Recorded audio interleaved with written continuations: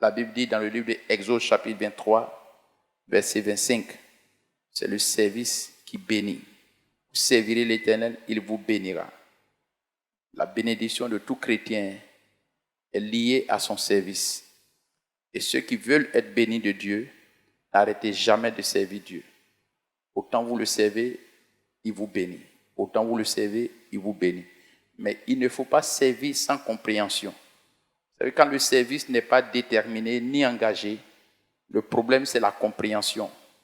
Quand quelqu'un fait quelque chose qu'il ne sait pas pourquoi il fait, il ne voit pas l'utilité, sa détermination n'est pas totale, son engagement n'est pas total. Mais quand vous avez la compréhension, vous n'avez pas besoin qu'on vous force, qu'on vous excite, qu'on vous appelle, mais chacun trouve profit et bénéfice par sa compréhension. Et la foi vient de ce qu'on entend. La foi vient donc de la compréhension. La compréhension manifeste la foi. Et nous sommes rémunérés devant Dieu par notre foi. Donc chacun marche en fonction de ce qu'il a compris et en fonction de ce qu'il sait de son Dieu ou ce qu'il attend de Dieu.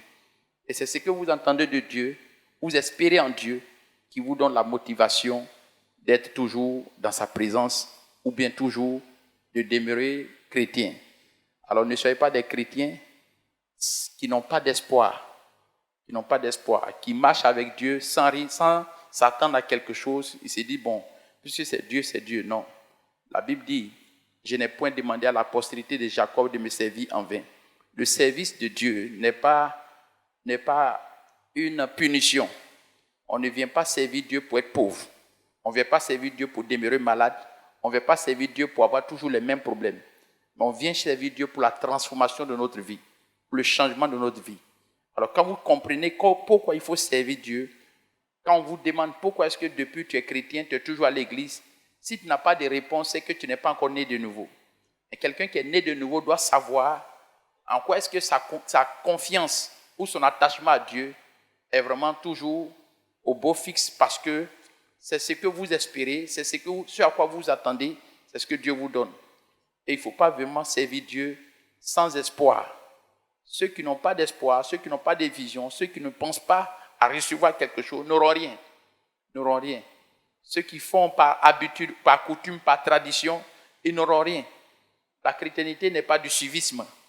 La chrétienté n'est pas du suivisme. On ne vient pas à l'église parce que mon frère est déjà dans cette église, mon père a fondé l'église, ou bien c'est mon grand frère, ou bien s'il ne vient pas, le pasteur Blé va demander après moi. Ce sont des conneries. On ne vient pas à l'église à cause de quelqu'un. On vient à l'église parce qu'on s'attend à la rencontre avec notre Dieu. Vous devez rencontrer Dieu.